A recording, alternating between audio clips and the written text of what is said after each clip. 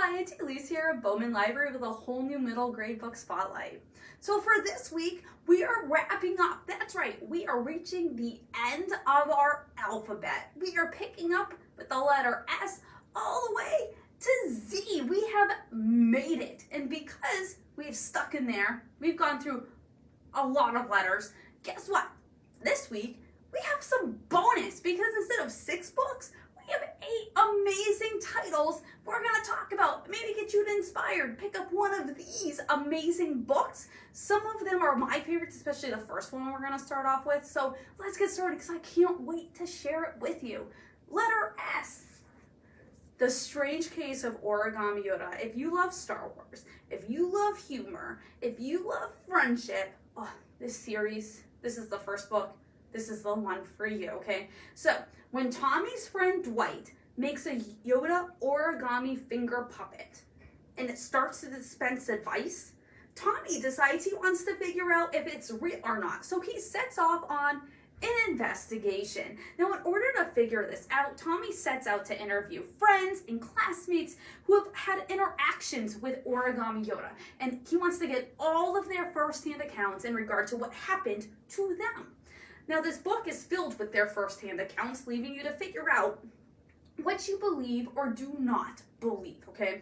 It's done kind of in a journal-type format, so if you like a wimpy kid-type book, you're ready for something a little bit more, this is it. I loved this series, okay? This is the first one in a series. There's numerous titles, so if you were looking for a summer read series or maybe one to start thinking about, this is it. I will tell you this, you do need to read them in order. Again, this is the first one, The Strange Case of Origami Yoda.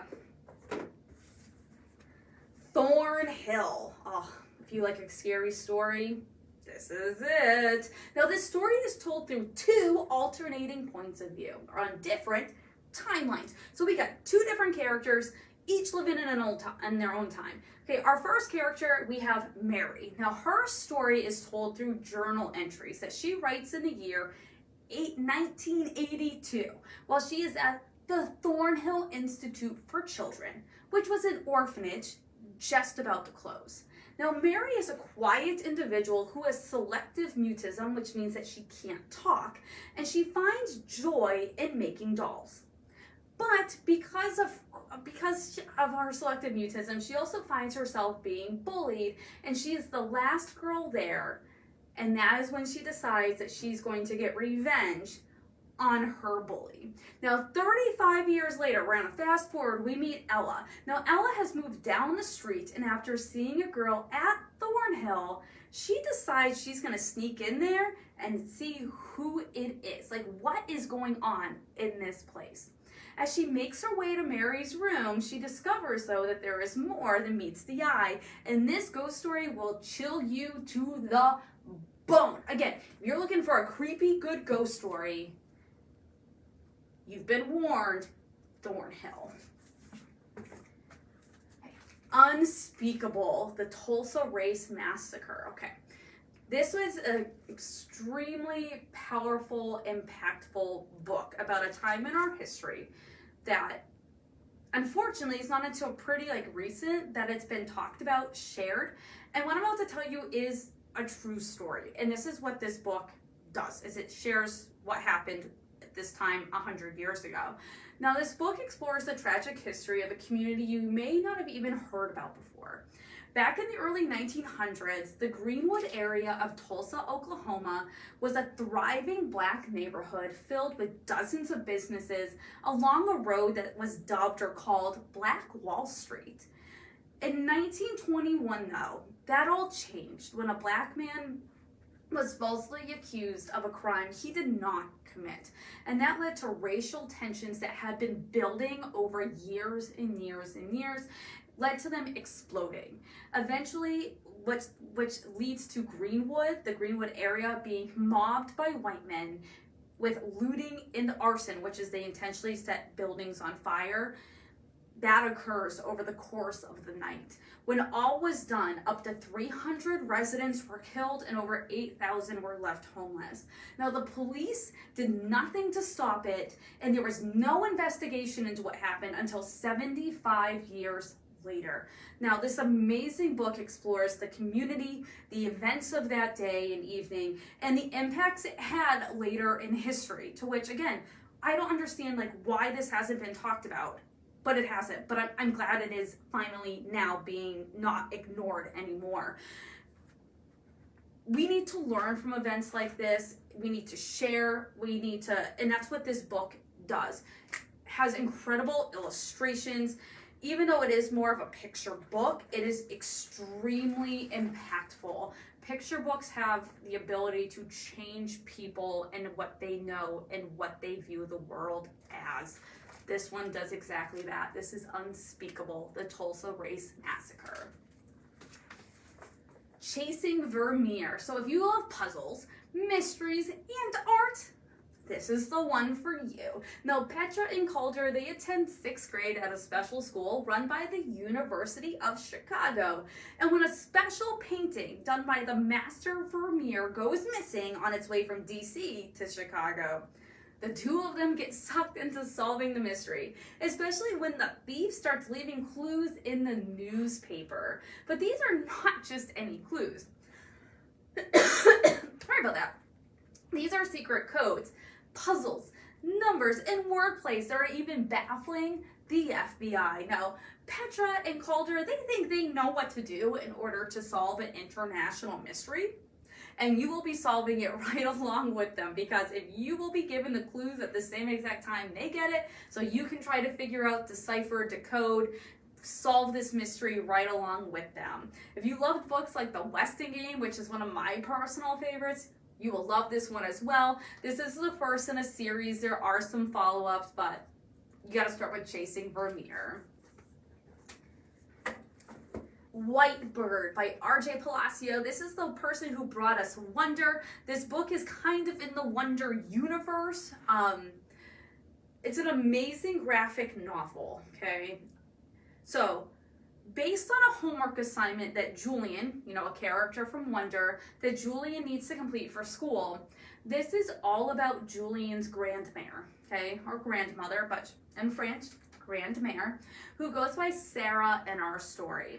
And her story starts in France during the 1940s, where she was born and raised and is currently growing up in the 1940s. Now, Sarah's family was French, but they were also Jewish. She had a happy life. She loved her family. And all of that changes when the Germans invade France in 1940, okay? Well, now we're in World War II here, okay? She thought life would continue the way it had been, especially since they were living in what was called, quote, the safe zone. But then her mother disappears. And when she was in school in 1943, and the Germans come to arrest her and everyone else who is Jewish, Sarah is able to escape. And she doesn't know what she's going to do, though. But she's found by one of her classmates, who brings her to his house, where she is hidden for the rest of the war. This incredible true story of World War II, okay, is one that's a must read. It will open your eyes and your soul to what innocent people experienced during this horrific event. You may find yourself crying at times. It's okay to have some tissues ready, okay? I'm not a big crier when I read books, but this one did get me. It may get you as well. An incredible graphic novel. Oh, loved this one. This is White Bird. The Key to Extraordinary. Now, 12-year-old Emma is growing up with her grandmother, known as Granny Blue, after her mother recently died, and she's helping at the family restaurant known as the Boneyard Cafe. When Emma finds out that Granny Blue is thinking about selling it, though, Emma decides she needs to do something in order to stop it from happening. It is then that she has a dream that will send her on a quest, with the end goal hopefully being what is going to save the cafe. This will mean searching through graveyards and looking for a treasure that is guarded by a ghost known as the Conductor. Now, this humor-filled, crazy adventure with some ghost stories a little mixed in. We got some like little like, not totally creepy, but we're going on graveyards type deal. It's one that you will wish you were actually really alongside with Emma, and you'll be cheering her on the whole time. Maybe you find yourself wishing that you were sent on a quest through a dream, or maybe you have before and you can totally relate to what's going on with Emma. The Key to Extraordinary. You Go First by Erin and Trotta Kelly. Love this author, okay? Like, yes, love this author. Now, Charlotte and Ben live across the country from each other, but they meet online when they play an online Scrabble game, and soon they become best friends. Again, they've never met one another, but they are best friends. Both are dealing with things at home. Their friendship, they start to find that it's growing as they talk over the phone. They've taken the step that now they're talking over the phone because they feel like they have no one else to talk to in their families or at their middle schools. Told in each of their viewpoints, and over the course of 1 week, both of their lives will be completely different and changed.